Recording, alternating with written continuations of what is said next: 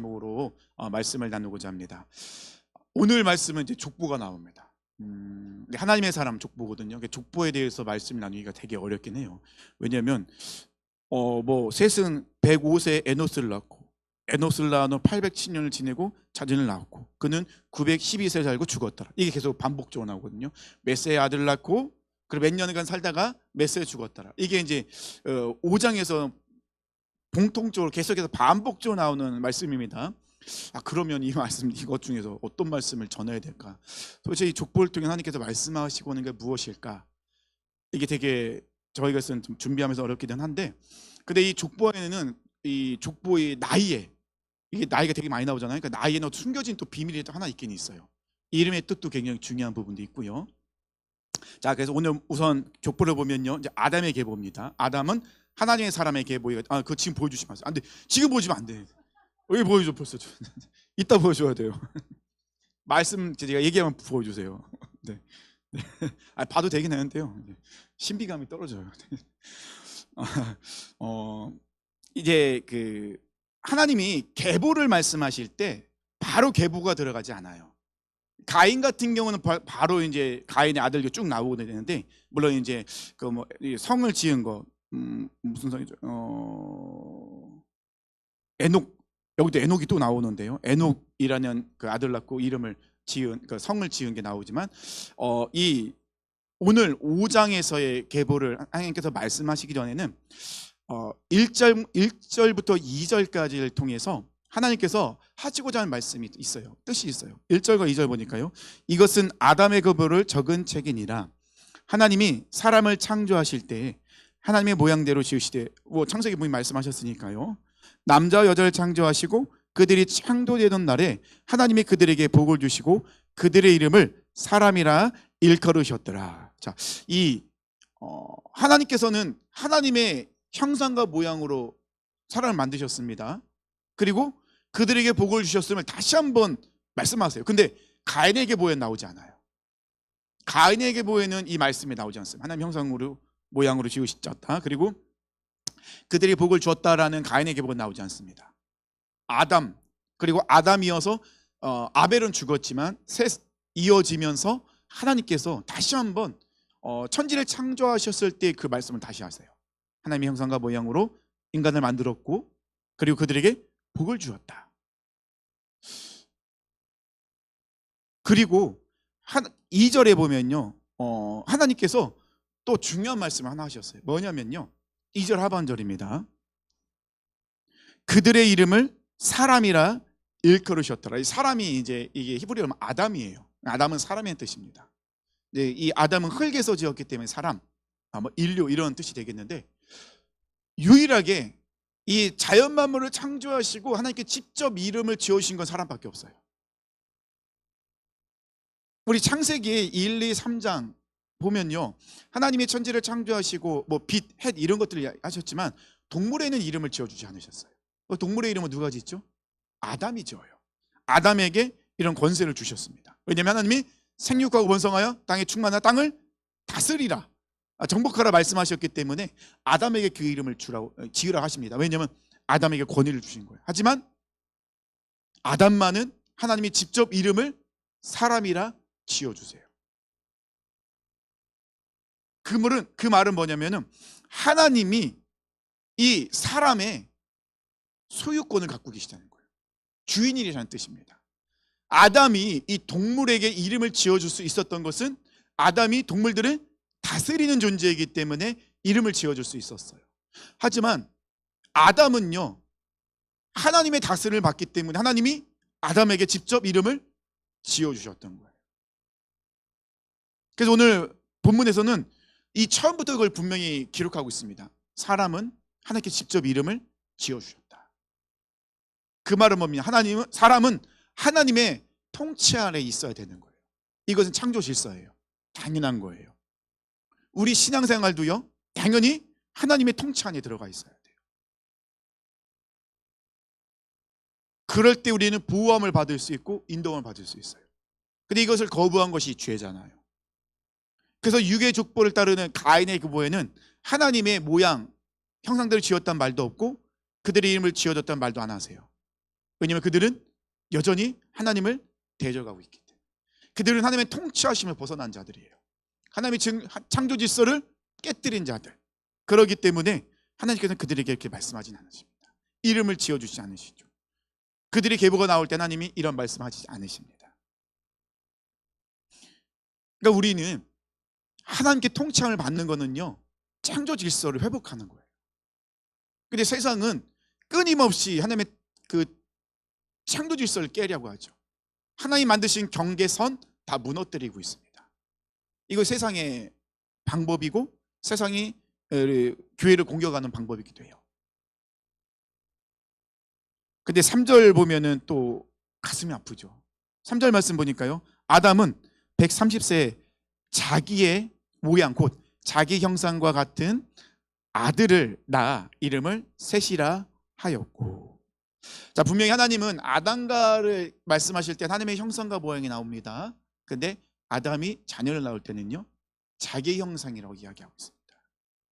물론 아담의 형상에는 하나님의 형상이 들어가 있습니다. 그러면 자기 형상이라는 것은 결국 무엇일까요? 그 자녀들에게 아담과 같은 죄가 유전되었다는 것입니다.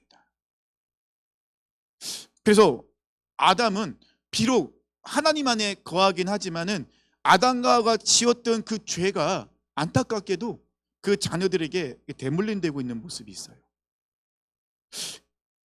그래서 우리는 누구를 닮냐가 참 중요해요. 우리는 하나님을 닮는 하나님의 사람들이죠. 하지만 세상은요, 하나님을 닮지 않습니다. 왜냐하면 그들은 자기가 주인이기 때문에 하나님의 형상을 닮아가려 하지 않습니다. 그래서 사도 바울은 우리에게 분명히 이야기하잖아요. 너희는 나를 본받는 자가 되라. 그럼 사도 바울은 왜 그렇게 자신 있게 얘기했을까요? 사도 바울은 누구를 닮았기 때문에 그러죠? 예수를 닮았기 때문에. 그러니까 예수를 닮아라 라고 이야기하면 좋겠는데, 그러게 되면 이 초대교회 성도들이, 그리스도인들이 너무 멀게 생각하고 어렵게 생각한 거예요.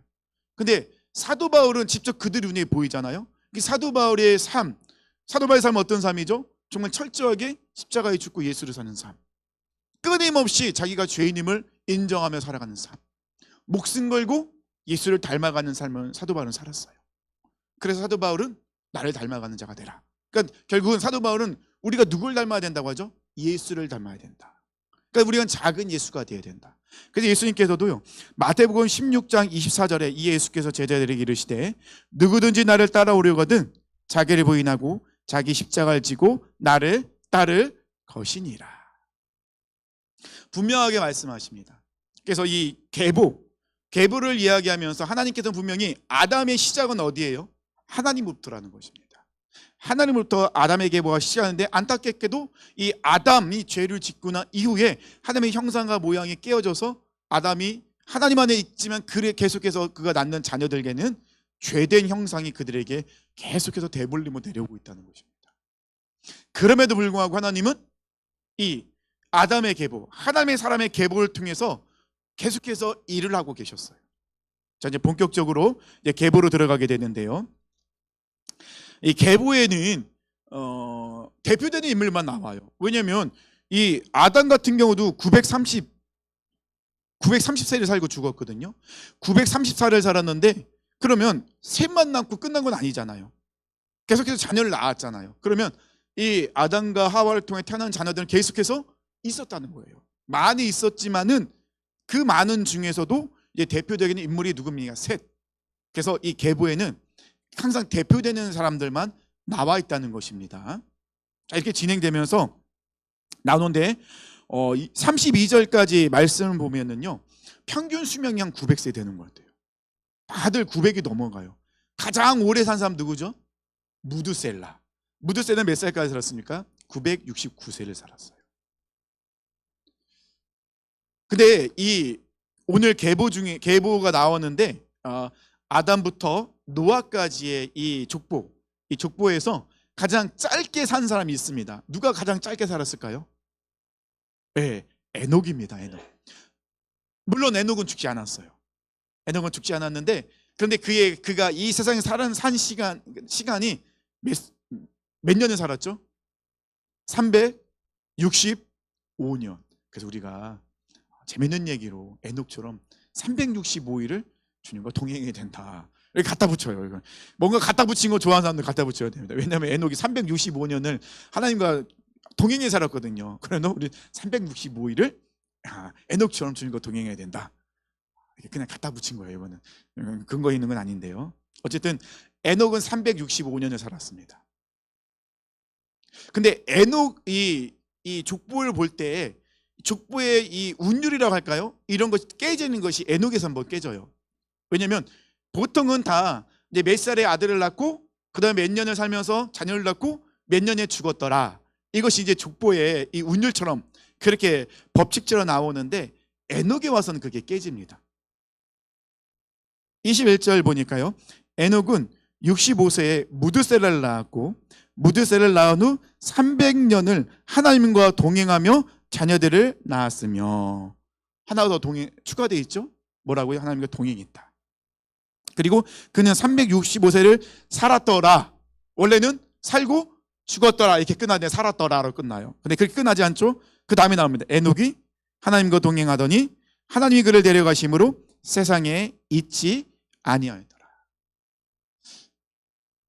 데려가심으로라고 하는 그 단어 히브리어는 라카흐라는 단어예요. 라카흐라는 단어. 근데 이 라카흐라는 단어는 어디에서 또 나왔냐면요. 엘리야가 승천할 때 쓰였던 단어가 라카흐라는 단어예요. 그러면 에녹은 이 죽은 것이 아닙니다. 그럼 에녹은 어떻게 됐다고요? 네, 승천한 거예요. 그래서 히브리서 11장 5절에도 에녹이 믿음으로 하나님과 동행함으로 에녹을 하늘로 데려갔다는 말씀이 나옵니다. 근데 이제 우리가 한번 생각해 볼 것이 있는데요. 이제 뒤에 제가 다시 한번 얘기할 텐데 왜 에녹은 이게 뭔가 그의 삶이 달랐을까요? 자, 에녹이 65세에 무드셀라를 낳아요. 그리고 난 후에 300년을 하나님과 동행했대요. 그러니까 무드셀라를 낳을 때 아니면 무드셀라를 임신했을 때 어쨌든 무드셀라와 연관돼서 그때 무슨 일이 있었던 것 같아요. 그래서 에녹은 무드셀라라는 이름을 지어줍니다. 이 무드셀라 이름이 굉장히 좀 의미가 담겨져 있는 이름이긴 해요. 제가 이제 그 뒤에 이제 이름에 대해서 이야기해 주겠습니다. 자, 하나님이 에녹과 동행이라고 나와 있습니다, 분명히. 근데 이 동행이라는 이 원어는요, 할라크라는 단어거든요. 근데 이 할라크라는 단어는 걷다라는 단어도 있지만 삶의 방식을 따르다라는 뜻도 그 안에 들어가 있어요. 조금 더 확실히 말씀드리면 이 할라크라는 이 단어는요, 그의 모든 삶의 방식이 하나님께 온전히 초점이 맞춰져 있는 거예요. 부부 사이처럼 아주 친밀하다는 겁니다. 아주 친밀하게. 그러니까 부부끼리는 침대에서 이야기하다 보면은 다른 사람이 모르는 서로 간에 그런 중요한 이야기들 많이 하잖아요. 왜냐면 친밀하기 때문에, 서로를 신뢰하고 믿기 때문에, 의지하기 때문에. 그래서 이 동행이라는 단어는 그런 뜻이 내포되어 있어요. 그러니까 이 에녹은요, 하나님과 엄청난 친밀한 관계를 갖고 있었어요. 그래서 에녹의 모든 삶은요, 온전히 하나님께 다 초점이 막혀져 있는 거예요. 그 에녹의 삶의 방식은 다 하나님의 방법이에요. 모든 게. 몇 년이나 그렇게 살았다고요? 365년이에요. 물론 300년이라는 단어가 나오지만 그 무드셀라를 낳기 전에도 에녹은 그런 삶을 살았던 것 같아요. 왜냐하면 하나님께서 에녹에게 뭔가를 보여주셨어요. 그래서 이름을 무드셀라로 지었거든요. 그리고 나서는 더 철저하게 하나님과 동행했어요. 그러다 보니 하나님이 에녹을 이 세상에 두지 않고 데려가십니다. 힌트가 유다서에 나와요. 유다서 1장 14절을 보면 제가 읽어드릴게요. 아담의 7대 손 에녹이 이 사람들에 대하여 예언하여 이르되 보라 주께서 그 수만의 거룩한 자와 함께 임하셨나니. 그러니까 유다서에는 그 땅에 이제 그 이스라엘 땅에 하나님의 대적한 자들에게 심판이 임할 것을 이야기하시는데 이때 에녹의 이야기를 해요. 지금 에녹의 아담의 7대 손은 아니에요. 손으로 따지면 6대 손이에요. 근데 이제 아담부터 시작하면 7번째고요. 어쨌든 창세기가 좀 안 맞긴 하는데 근데 유다에서 이렇게 말씀하고 있다는 것은 이스라엘, 그러니까 그 당시 유대인들은요, 에녹이 하나님의 계시를 받았다는 생각을 갖고 있었어요. 왜냐하면 우리 성경은 없는데 위경이라는 것이 있습니다. 위경. 외경이 있고 위경이 있어요. 그리고 정경이 있고, 정경은 성경 66권을 정경이라고 합니다. 이거는 이제 모든 사람들이 다 성경을 인정하는 거. 외경이 있어요. 마카비서가 대표적인데, 근데 이제 마카비서는 어디 나오냐면 천주교에서 써요. 그래서 우리가 천주교와 개신교가 같이 해서 공동 번역이라는 성경을 펴냈습니다. 거기 마카비서가 있어요. 그걸 외경이라고 해요. 저도 이제 그 공동 성경을 갖고 있는데 거기 보면 마카비 상하 막 이런 게 나와 있습니다. 그걸 외경이라고 해요. 외경은 정경에 들어가 있지 않지만 그래도 참고할 만한 것들. 근데 위경은 조금 참고하기엔 조금 뭐라고 신화적인 것들이 그런 것도 많이 들어가 있는 거. 예, 그것이 위경이라고 하는데, 에녹서가 있어요. 위경이. 그러니까 에녹의 하나님께 받은 계시를 기록한 책이 있어요. 에녹서. 그래서 학자들은 이 유다서 1장 14절에 나오는 이 에녹이 사람에 대하여 예언했다라는 것을 위경을 참고하지 않았을까라고 이제 학자들은 이야기를 한다는 거예요. 제가 이걸 얘기하는 것은 뭘 말씀드리려고 하냐면, 에녹이 하나님 뜻대로 그의 모든 삶의 방식이 하나님께 초점되어 있다 보니 하나님께서 에녹에게 보여주신 것이 있는 것 같아요. 알려주신 거. 근데 그것은 무엇일까 추측해 볼 때 이 사람의 이름하고도 좀 힌트가 되는데, 이 땅에 관한 심판에 관한 것들을 말씀해 주셨던 것 같아요. 하나님이 이 땅을 어떻게 심판하실지. 그래서 에녹은 더 확실하게 그의 모든 삶이 다 하나님께 초점을 두고 그렇게 살아가지 않았을까, 그렇게 우리가 추측을 한다는 것입니다. 자, 그러면 우리 두 번째 힌트가 들어가 있는 이 족보에 나와 있는 사람의 이름을 한번 볼 필요가 있다는 것입니다. 자, 아담은 사람, 흙이라는 뜻이 있습니다. 그 다음 아들이 누구죠?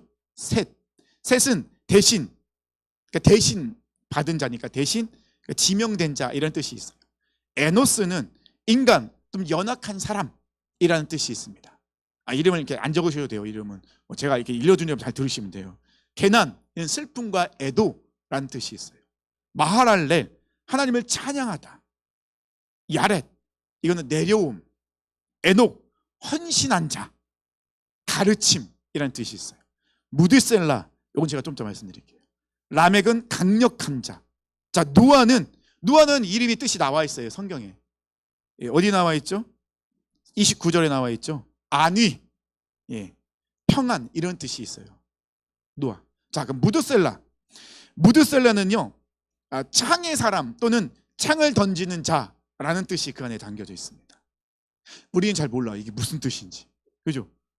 이게 뭘 이야기하는지 잘 모르잖아요. 근데 이게 그 당시에 그들의 문화를 보면 좀 더 이해가 돼요. 자, 가장 장수한 사람은 에녹의 아들 무드셀라인데 969세를 살았습니다. 아버지는 가장 짧은 연수를 살았지만 아들은 가장 오래 살았어요. 근데 무드셀라는 가장 오래 살아야 돼요. 왜냐면 무드셀라가 죽으면 그 땅간에 심판이 임하기 때문에 그래요. 이름의 뜻이 그래요. 자, 무드셀라의 뜻, 창 던지는 자, 또 창의 사람이라는 뜻이 있는데, 표면적으로는 단순히 이야기하면요, 아마 그 당시 이름을 지을 때는 그때 닥쳐있는 상황이라든지 아니면 문제라든지 아니면 바람 같은 것을 가지고 이름을 지었단 말입니다. 지금도 우리도 그렇잖아요. 우리 가은이는 더할 가지의 은혜열자예요. 은혜가 더하다. 근데 진짜 가은이 삶을 보면요, 은혜가 항상 하나님 은혜를 베풀어 주고 계세요. 찬이는요, 찬양할 자의 기쁠 희자예요. 기쁨을 찬양하라. 근데 이름을 뜻대로 안 하고 있어요. 이름을 잘 지어줬는데 말이야 이게. 예. 우리는 이렇게 바람을 가지고 이름을 지었단 말입니다. 저는 클테자의 도우르자예요. 크게 돕는 자라는 뜻이 있어요. 맨날 돕기만 해요. 감사하죠. 그래서 자, 표면적으로 보면은 아마 무드셀라는 강인한 사람, 사냥을 하면서 창을 던지면서 아니면 전쟁터에서 승리하는 사람이랄 수도 있겠지만, 이 창을 던지는 자라는 이름의 뜻을 그들의 문화와 연결시키면 이렇게 해석할 수 있다는 겁니다. 부족이 전쟁에 나가게 싸우게 될 때는 이제 그 부족에 다 나가는 것이 아니라 마을을 지킬 수 있는 사람이 있겠죠. 그 마을을 지키는 사람, 이런 사람을 창을 던지는 자라고 이야기합니다. 이 사람의 사명, 그리고 이 사람은 그렇게 부르심을 받는다는 거예요. 그렇게 그들을 부른다는 거예요. 창을 던지는 자. 근데 만약에 이 창을 던지는 자가 죽으면, 그 창을 던진 자가 죽었다면 그 마을은 함락당했다는 거죠. 이해되시죠? 창을 던지는 자가 있다는 것은 그 마을은, 그 공동체는 여전히 잘 살아있는 거고, 창을 던지는 자가 죽었다, 없어졌다 라는 것은 적들이 들어와서 그 사람을 죽였기 때문에 그 마을은, 공동체는 무너졌다라고 한다는 것입니다. 그래서 이 창을 던지는 자는 그 마을을 지키는 마지막 보루와 같은 존재였다는 거예요. 에녹은 왜 무드셀라의 이름을 창을 던지는 자, 그래서 좀 더 이거를 의역을 하면요, 그가 죽으면 그 땅이 멸망한다라는 뜻으로 의역을 할 수도 있다는 거예요. 왜냐하면 창을 던지는 자라는 그런 의미를 가지고 무드셀라의 이름을 해석을 하면 그렇다는 겁니다. 그러면 에녹은 왜 자기 아들의 이름을 왜 그렇게 지었을까요? 그 말은 이 무드셀라에가 살아있는 그 기간은 하나님께서 그에게 여전히 사람들에게 기회를 주고 계시다. 그래서 무드셀라가 제일 오래 살아야 돼요. 왜냐하면 무드셀라가 일찍 죽으면 멸망당하니까요. 정말 그랬을까요? 정말 무드셀라가 죽었으면 그 땅이 죽으면 그 땅이 정말 심판을 받았을까요? 그래서 알아보려고요. 지금 보여주세요. 지금. 네, 빨리 보여주세요. 자, 이게 이제 아담부터 쭉 나오잖아요. 자, 아담이 130세에 셋을 낳았고 800년을 여기 자녀를 낳았고 930세에 죽습니다. 쭉 나와 있습니다. 셋, 에노스, 게나, 마할랄레, 야렛, 에녹, 무드셀라, 라멕, 루아까지 이제 쭉 나와 있는데 그 다음 거 눌러주세요. 자, 187. 이게 뭐냐면요, 무드셀라가 187세에 라멕을 낳습니다. 여기 보이시죠? 무드셀라가 180세에 라멕을 낳습니다. 그러면 그러니까 라멕을 낳았을 때 무드셀라의 나이는 187세. 이해되시죠? 자, 무드셀라의 아들 라멕이 누아를, 자, 그 다음 눌러주세요. 플러스 그 다음 182. 자, 라멕이 182세에 노아를 낳았어요. 그죠? 이거 제가 꾸미는 게 아니라 이게 나와 있는 순서대로 하면요, 그 다음 눌러주세요. 는 369. 자, 그러면 무드셀라가 369살에 누굴 낳았어요? 노아가 태어난 거예요. 근데 이 창세기 6장에 넘어가면요, 노아가 몇 살에 홍수가 임한지 아십니까? 예? 600살이에요. 더하기 해주세요. 더하기 600은 969. 이거는 제가 이제 꾸며낸 게 아니라 산술적으로 계산하면은 969살에, 그러니까 무드셀라가 969세에 죽었어요. 근데 무드셀라가 죽는 해에 노아의 홍수, 대심판이 임합니다. 네, 여기까지 이해되시죠? 그래서 이것을 이제 계산해 냈을 때 굉장히 놀랍더라고요. 이 나이를 계산하고 그 아들을 낳는 그 연수를 이야기한 것들이 그냥 아무 의미 없이 얘기한 건 아니더라고요. 물론 이야기할 수 있습니다. 아니, 모세가 어떻게 알았길래 이걸 아담이 몇 살에 죽은지 어떻게 아냐는 거죠. 그렇게 얘기하면 할 말은 없어요. 어떻게 얘기합니까? 저도 모르죠. 근데 이 성경은 하나님의 감동으로 지어진 책입니다. 그러면 성경의 저자는 모세가 창세기를 지었긴 했지만 이 창세기를 지을 수 있도록 모세에게 지혜를 주시고 이 모든 것을 보여주신 분 누구시죠? 하나님이 지어주셨어요. 하나님의 모든 창조 역사를 모세에게 다 보여주셨고, 이 아담과 노아 이르기까지 이 모든 역사, 하나님의 계보 역사를 분명히 하나님은 모세에게 알려주셨습니다. 그렇기 때문에 모세는 이것을 기록할 수가 있었다는 거예요. 근데 놀랍게도 에녹이 무드셀을 낳고 그 이름을 그렇게 지었던 이유도 있었던 것이고, 그리고 또 이 실질적으로 무드셀라가 정말로 죽는 그 해에 노아의 대심판 홍수가 임하게 되었다는 것입니다. 그래서 하나님께서는요, 이 노아의 이름도 위로라고 이름을 주신 것도 의미가 있다는 거예요. 그래서 29절에 노아의 이름을 지을 때 뭐라고 하죠? 이름을 노아라 이르되 여호와께서 땅을 저주하심으로 수고롭게 일하는 우리를 그 아들이 아니하리라 하였더라. 땅의 저주는 그 전부터 받았었어요.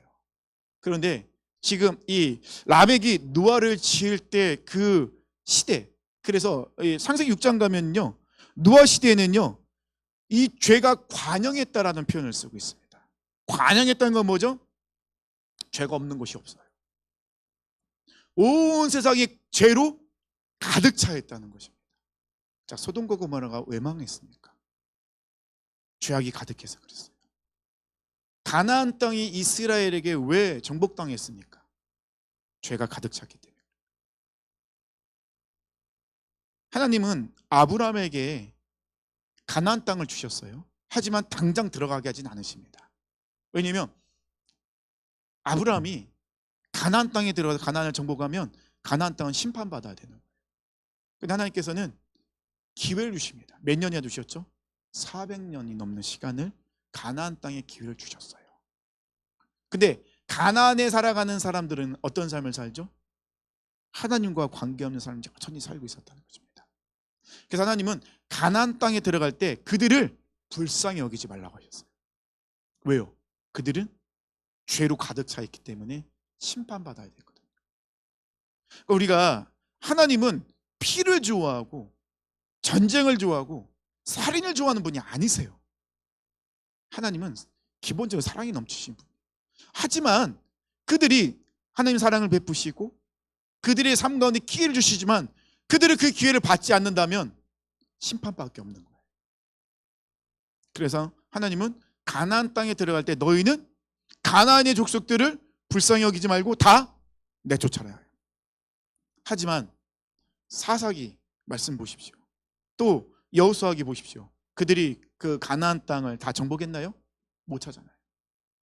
할 수 있음에도 안 하는 경우도 많아요. 그리고 그들을 자기의 노예를 삼기도 하고. 목숨 걸고 가나안 땅의 족속들을 몰아내야 돼요. 그렇게 하지 않으면 이스라엘 백성들은요 죄인으로 살아갈 수밖에 없어요. 왜냐하면 물들기 때문에. 그 가나안 땅에 있는 그 사람들의 그 문화, 그들의 문화는 어떤 문화였습니까? 우상 문화, 하나님을 대적하는 문화, 하나님과 관계없는 문화. 그러면 하나님의 백성이 그 땅에 들어가면 당연히 그 땅 문화를 몰아내고 그 땅을 정결케 해야죠. 정결케 해야 되는데 이스라엘 백성은 그걸 하지 못해요. 예외적인 족속이 있죠. 어느 족속이었죠? 기브온 족속.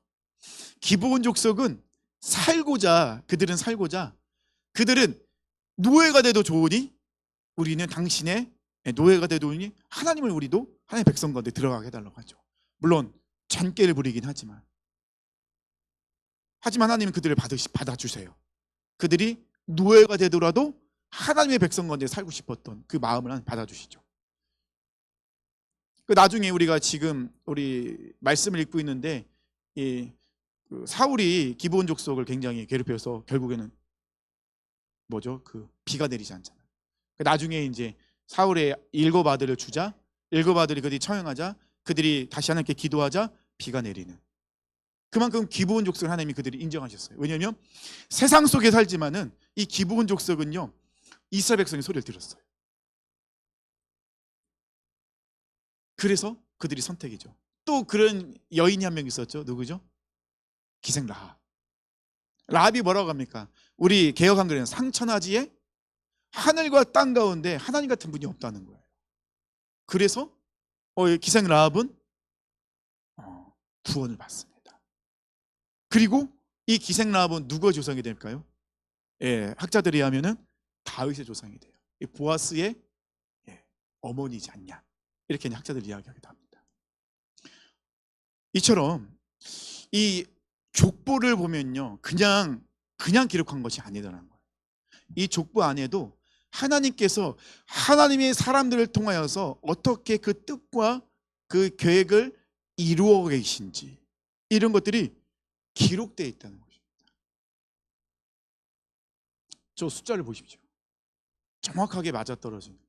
모세가 이것을 계산하면서 썼을까요? 자, 무드살라가 죽으면 홍수가 오기 때문에 이걸 역으로 계산하면서 969세를 맞추기 위해서 막 이렇게 했을까요? 아니겠죠. 하나님의 섭리 안에서 역사하심에서 그대로 그 모든 것이 정말 빈틈없이 정확하게 톱니바퀴처럼 이루어지고 있는 것.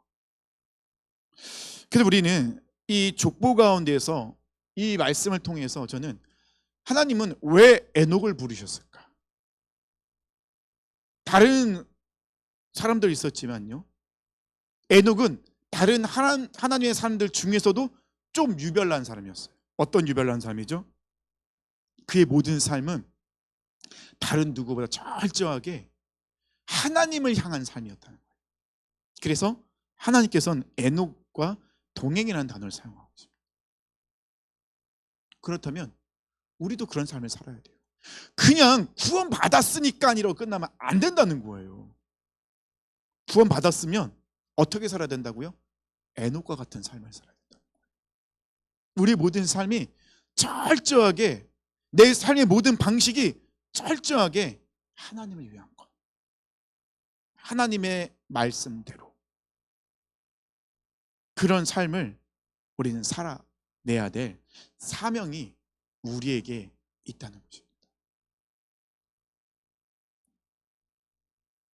왜 창세기 이 5장 말씀은 갑자기 뜬금없이 이 하나님의 사람의 계보가 이렇게 나왔을까? 뜬금없이 나온 게 아니에요. 왜냐하면 이 계보가 나온 후에 그 다음에 무슨 말씀이 나오죠? 노아의 말씀이 나옵니다. 그딴 건 하나님이 어떻게 심판하실지. 하나님은요, 이 에녹에게 그 말씀 주시고 이 300년 동안 에녹이 얼마나 그 죄악된 세상 속에서 하나님의 사람으로 살기 위해서 얼마나 몸부림쳤겠습니까? 그의 몸부림 하나님은 아셨기 때문에 저는 에녹을 데려갔다고 보시는 거예요. 그리고 무드셀라가 오래 살 수밖에 없는 거예요. 왜냐하면 무드셀라가 죽으면 그때 하나님 심판이 임하니까. 그럼 하나님은 무드셀라가 살아가는 그 기간 동안 계속해서 기회를 주시는 거예요. 은혜를 내려주시고. 하지만 사람들이 안 들어요. 듣질 않아요. 사실 지금 수요일, 지금 한국 교회에는 수많은 성도들이 예배당에 모여서 예배를 드리고 있습니다. 말씀을 듣습니다. 말씀은 다양하겠죠. 여러 가지 말씀, 주제 말씀을 듣고 있을 겁니다. 그 말씀을 듣고 있는데 과연 그 말씀을 듣는 중에 정말 하나님의 음성을 듣고 있는 사람들은 몇 명이나 될까요? 말씀을 들으면서 그 말씀을 통해 내가 변화돼야지, 내가 말씀대로 살아야지. 아, 에녹의 말씀을 들으니 그래, 에녹처럼 그렇게 우리가 주님과 동행하면 좋겠다. 그런 삶을 살면 좋겠다. 비록 이 세상에 살아가지만 철저하게 내 삶의 모든 방식이 하나님께 집중되는 삶을 살아야겠다. 그런 삶 우리가 살아야 될 거 아니겠습니까? 에녹은 쉬웠을까요? 쉽지 않았죠. 정말 힘들었으니까 하나님은 에녹을 데려가지 않았을까요?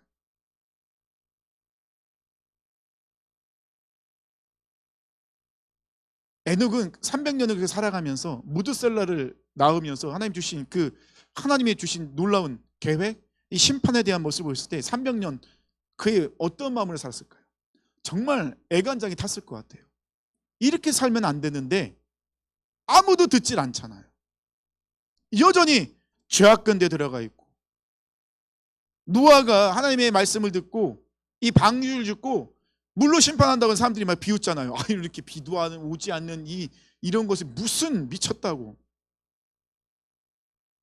그 노아가 방주를 짓는 그 100여 년의 시간, 그 누구도 듣지 않습니다. 그러면 노아의 방주에는 몇 명만 들어가요? 노아와 아내와 세 아들과 세 자부 8명밖에 안 들어가요. 사람은 딱 8명만 들어가요. 그리고는 동물들이 들어가야죠. 하나님이 동물들을 나오게 하셔서 그 동물들이 방주 들어갔습니다. 우리는 살아갈 때 그럼 어떻게 살아가야 될까? 우리가 뭐 교회 표가 오직 그리스도께 매일 한 걸음 더입니다. 우리 찬양송도연씨 우리가 3월 달에 이제 지나가고 있잖아요. 이제 마지막 주라고 할 수 있는데 벌써 3개월의 시간이 지났습니다. 얼마나 발걸음을 내딛고 계십니까? 중요한 건 뭐냐면요, 발걸음을 보폭이 넓으냐가 중요한 게 아니에요. 매일매일 우리가 발걸음을 내딛고 있냐예요. 어떻게 해요? 쉬지 않고. 멈추면 안 돼요. 멈추면은 가기 어렵습니다. 그래서 우리는 발걸음 멈추면 안 돼요. 매일매일 내딛어야 되는 거예요. 에녹처럼. 말씀을 마무리하겠습니다. 오늘 되게 일찍 끝나는데 족보라서 더 이상 할 게 없어요. 사랑하는 성도님들, 신앙생활을 한다는 것은요 절대적으로 하나님을 따르는 삶인 거예요. 신앙생활은요 신앙과 생활이 떨어져 있는 게 아니에요. 붙어 있어야 돼요. 신앙 따로 생활 따로가 아니에요. 교회에서의 모습과 세상의 모습이 다르면 안 된다는 거예요. 같아야 된다는 거예요. 저는 상대적으로 쉬워요. 교회 안에 있기 때문에. 근데 우리 사랑하는 성도님들은 상대적으로 어려우시죠. 사회 나가면은 진짜 이상한 것들 얼마나 많습니까? 지금은 더더욱 분노 조절 장애를 갖고 있는 분들이 얼마나 많습니까? 진짜 상대하기도 싫은 그런 분들을 만나야 되는 경우도 얼마나 많습니까? 아나무인이라고 하죠. 어떤 말을 듣지 않고 그냥 자기 말만 주구장창 외치는 사람들 얼마나 많습니까? 근데 우리 안에도 그런 모습이 있으면 안 된다는 거예요.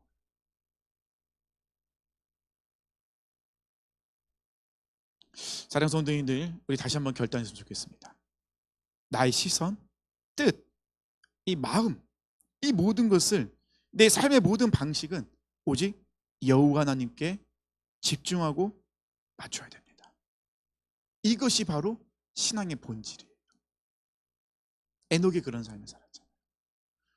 그러면 우리 교회 이름이 주님과 동행하는 교회인데 주님과 동행하는 교회에 사시는 성도님들은 그런 삶을 살아야죠. 그렇지 않습니까? 그렇게 안 살면 주님과 안 동행하는 교회가 되는데, 이름에 안자를 하나 더 붙여야 되거든요. 다시 다 바꿔야 돼요. 간판도 바꾸고 주보도 바꾸고 다 바꿔야 돼요. 이름 다 바꿔야 돼요. 주님과 동행하는 교회잖아요. 다 이름 좋다고 하셨잖아요. 이름만 좋으면 뭐예요? 우리가 안 살면은 소용없는 건데. 김찬이 이름만 좋지 말이야. 그런 삶 못 사는. 이름만 좋으면 뭐냐는 겁니다. 그런 삶을 안 살면 무슨 소용이 있어요? 저 주님과 동행하는 교회 다닙니다. 그러면 주님과 동행하고 있어야죠. 그렇게 외치면은 그런 삶을 당연히 사는 거죠. 하나님은 한치 오차도 없으세요. 우리 하나님 절대 실수하지 않으십니다. 그렇다면 우리 그 하나님을 신실하게 바라보며 끝까지 신뢰하며 나가야죠. 나는 할 수 없지만 하나님은 하십니다. 나는 결과를 알지 못하지만 하나님은 결과를 주관하시는 분이세요. 내가 아무리 기도해도 내가 원하는 대로 그 문제가 해결되지 않을 수도 있어요. 아예 해결이 안 될 수도 있어요. 아무리 기도해도. 그래도 하나님은 살아계십니다. 그래도 하나님은 절대 실수하지 아니하시는 분이십니다. 이 숫자만 봐도 정확하지 않습니까? 969. 정확합니다. 우리 하나님은 계획한 그 모든 것을 반드시 이루신 분이십니다. 누굴 통해 이루셨습니까? 무두셀라라는 사람을 통해 이루셨어요. 에녹에게 말씀하신 대로 그대로 이루셨어요. 그러면 이 족보에 나와 있는 사람들은 어떤 사람이죠? 그 하나님의 뜻과 계획을 이루어가는 사람들이에요. 그러면 우리 사랑하는 성도님들 이름은 어디에 기록되어 있습니까? 우리 생명책에 이름이 기록되어 있잖아요. 하나님의 책에 이름이 기록되어 있잖아요. 그러면 우리도 그런 삶을 살아야죠. 말씀을 살아내셔야죠. 우리 사랑 성도님들, 정말 주님과 동행하는, 이름으로만, 입술로만, 교회에서만, 말씀 들을 때만, 기도할 때만이 아닌 삶의 자리에 돌아가서도 정말 우리가 살아계신 하나님, 역사의 주관자이신 하나님, 실수하지 않은 신실하신 하나님을 끝까지 신뢰하며 하나님의 방법대로 우리 모든 삶을 사시길 축원합니다. 같이 우리 찬양했으면 좋겠습니다. 우리 행복 찬양했으면 좋겠습니다. 이 세상에서 하나님의 자녀로 살아가는 것, 이것이 가장 우리의 큰 복이고 행복이라는 우리가 입술로 고백하며 나가길 원합니다.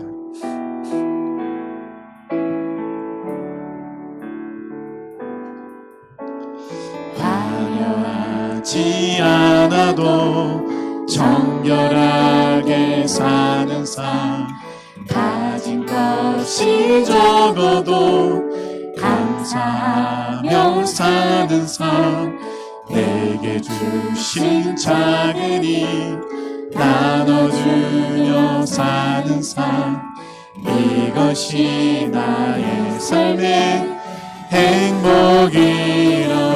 눈물 날 일 많지만, 눈물 날 일 많지만 기도할 수 있는